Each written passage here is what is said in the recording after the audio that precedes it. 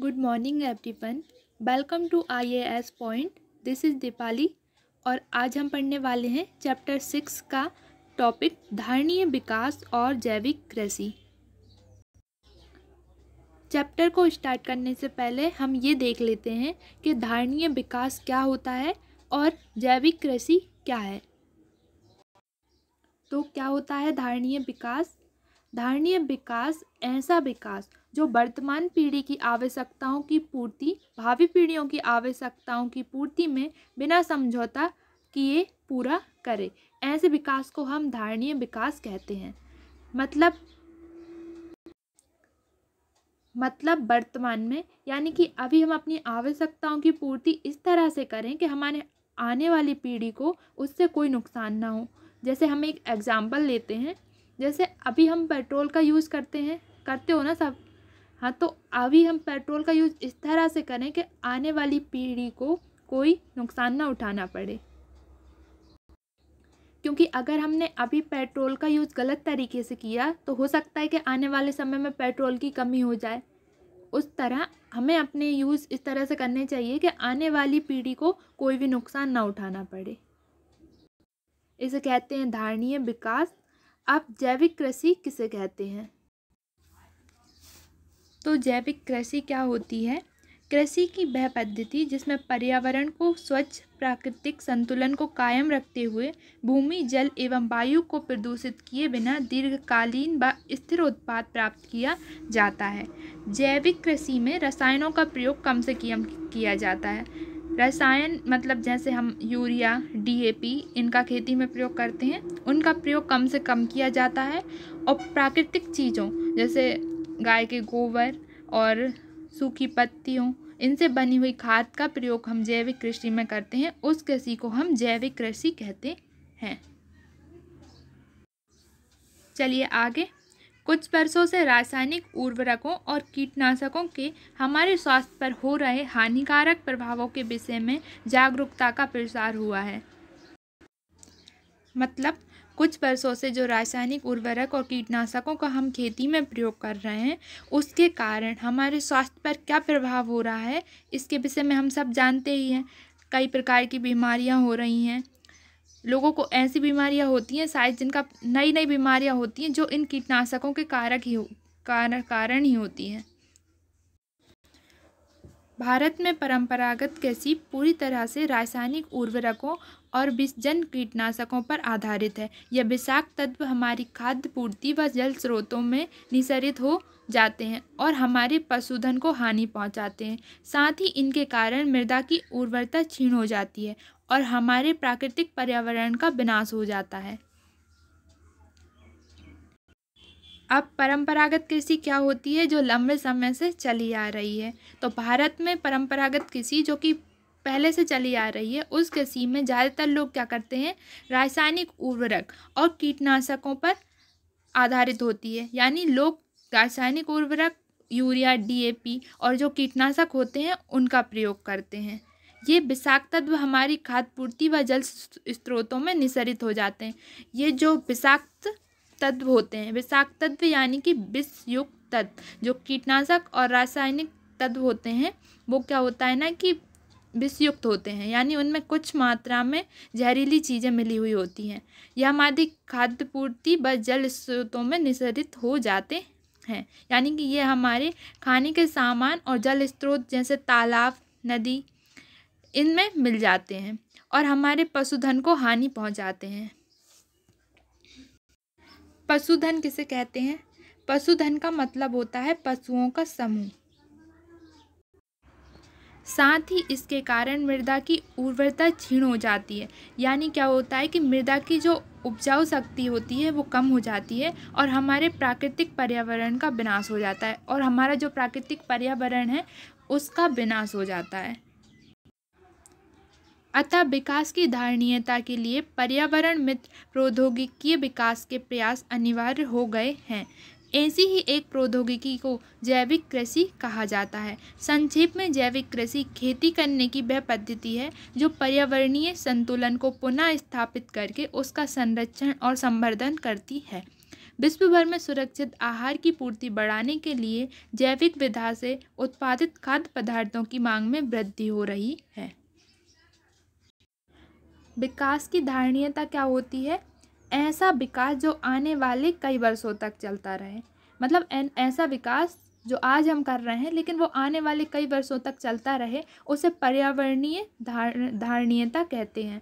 तो पर्यावरण मित्र प्रौद्योगिकीय विकास के प्रयास अनिवार्य हो गए हैं, मतलब कि पर्यावरण के विकास के लिए प्रयास करना जरूरी हो गया है। ऐसी ही एक प्रौद्योगिकी को जैविक कृषि कहा जाता है। संक्षेप में जैविक कृषि खेती करने की वह पद्धति है जो पर्यावरणीय संतुलन को पुनः स्थापित करके उसका संरक्षण और संवर्धन करती है। मतलब जैविक खेती करने की वह पद्धति है जो पर्यावरण संतुलन को तो बनाए रख रही है, साथ में उसकी रक्षा कर रही है और उसे आगे बढ़ावा दे रही है। विश्व भर में सुरक्षित आहार की पूर्ति बढ़ाने के लिए जैविक विधा से उत्पादित खाद्य पदार्थों की मांग में वृद्धि हो रही है।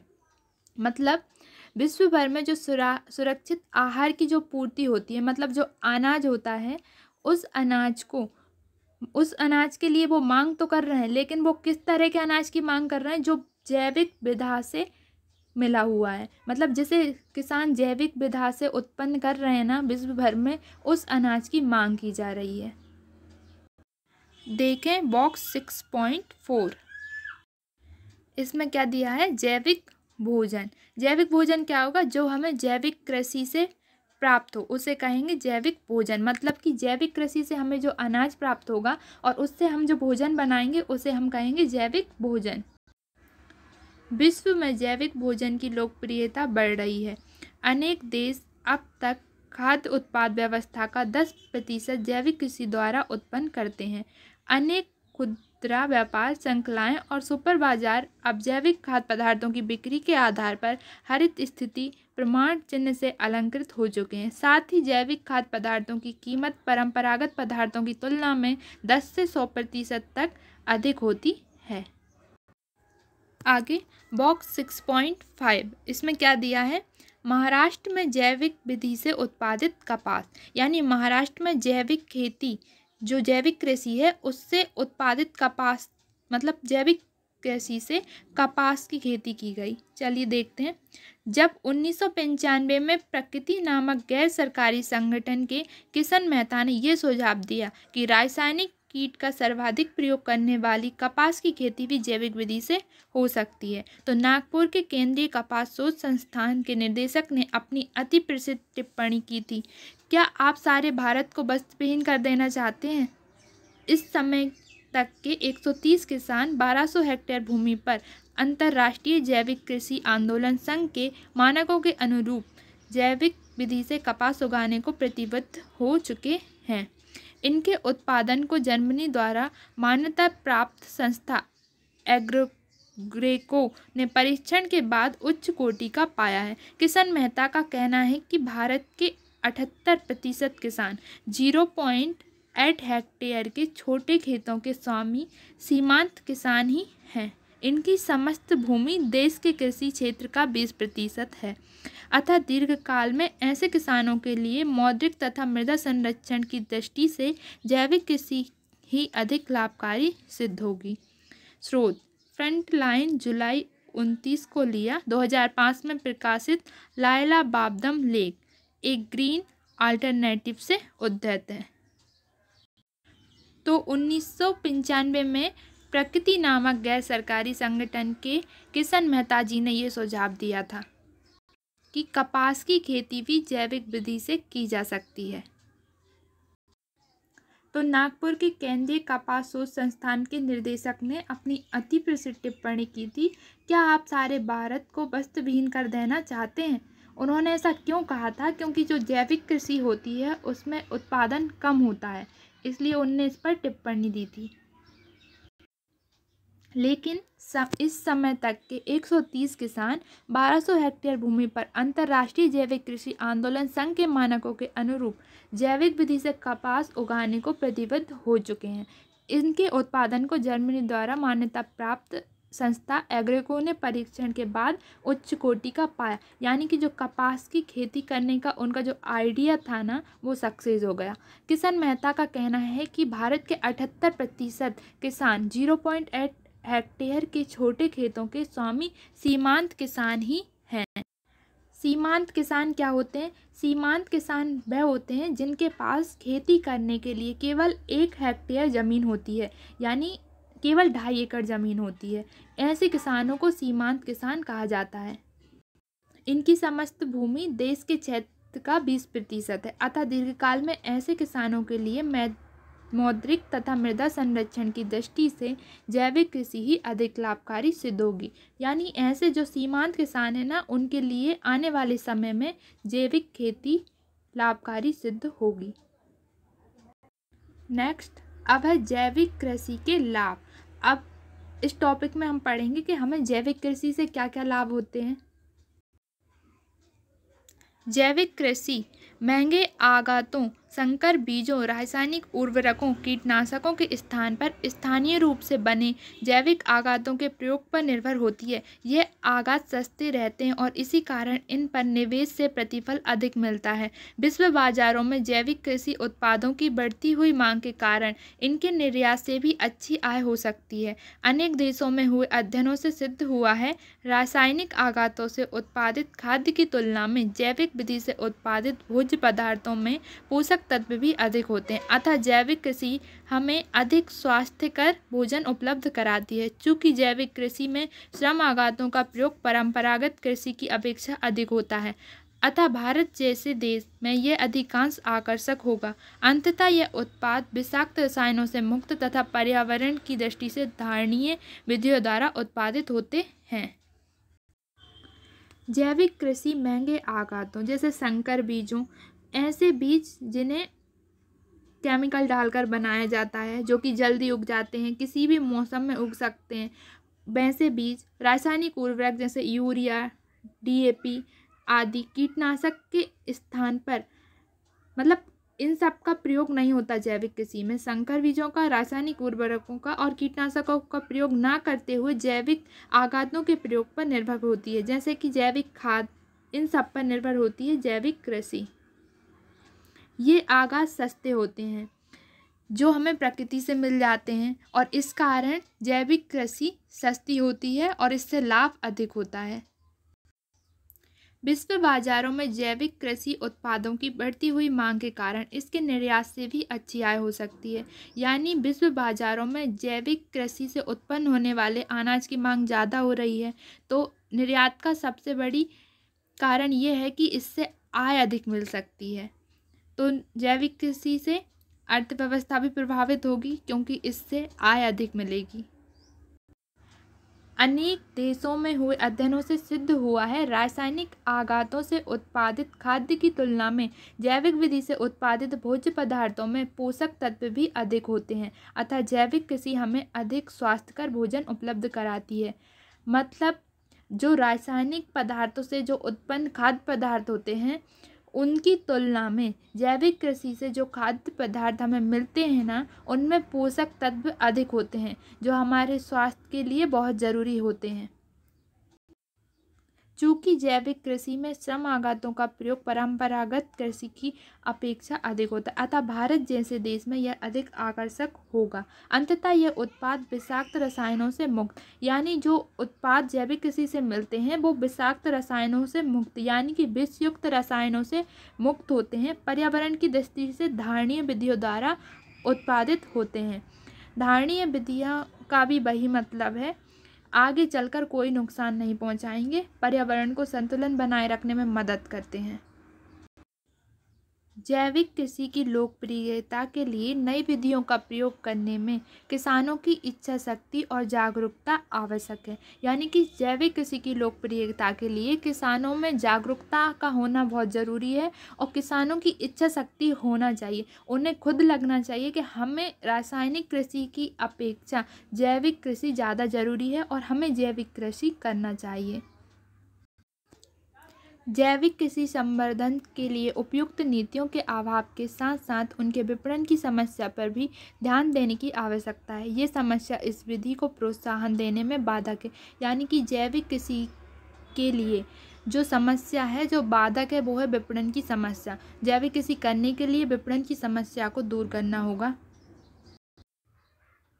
यह देखा गया है कि प्रारंभिक वर्षों में जैविक कृषि की उत्पादकता रासायनिक कृषि से कम रहती है, अतः बहुत बड़े स्तर पर छोटे और सीमांत किसानों के लिए इसे अपनाना कठिन होगा। यही नहीं, जैविक उत्पादों के रासायनिक उत्पादों की अपेक्षा शीघ्र खराब होने की संभावना भी रहती है। बेमौसमी फसलों का जैविक कृषि में उत्पादन बहुत सीमित होता है।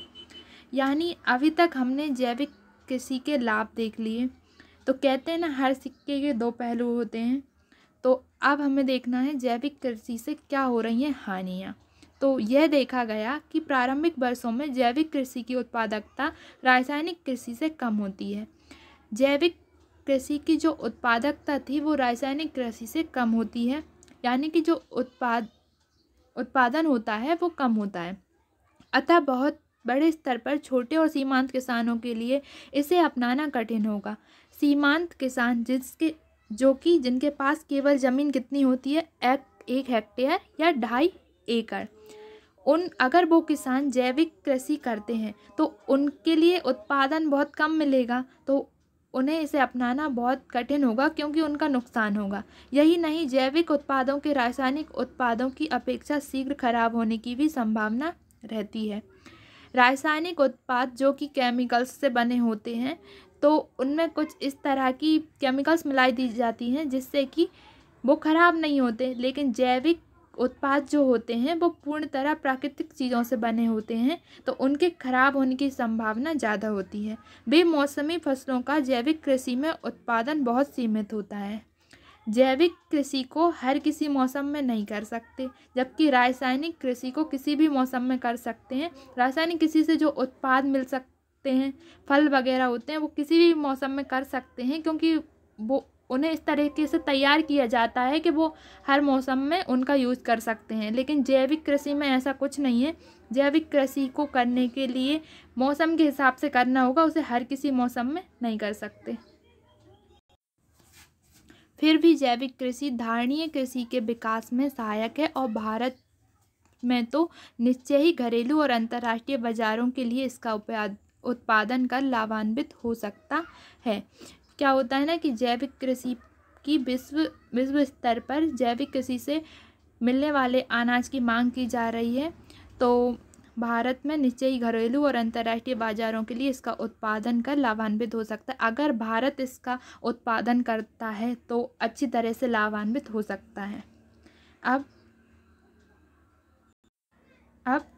क्या आप बता सकते हैं कि खाद्य तथा गैर खाद्य वस्तुओं का जैविक कृषि विधि का उपयोग कर उत्पादन करना सस्ता होगा? क्या आप बता सकते हैं कि खाद्य तथा गैर खाद्य वस्तुओं का जैविक कृषि विधि द्वारा उत्पादन या उपयोग कर उत्पादन करना सस्ता होगा? इस क्वेश्चन का आंसर मुझे आप लोगों से चाहिए। अगर आपको इसका आंसर आता है तो आप मुझे कमेंट में आंसर कर देना। आप इसका आंसर मुझे कमेंट में दे देना। अगर आप लोगों को नहीं आएगा तो मैं आपको बाद में बता दूंगी।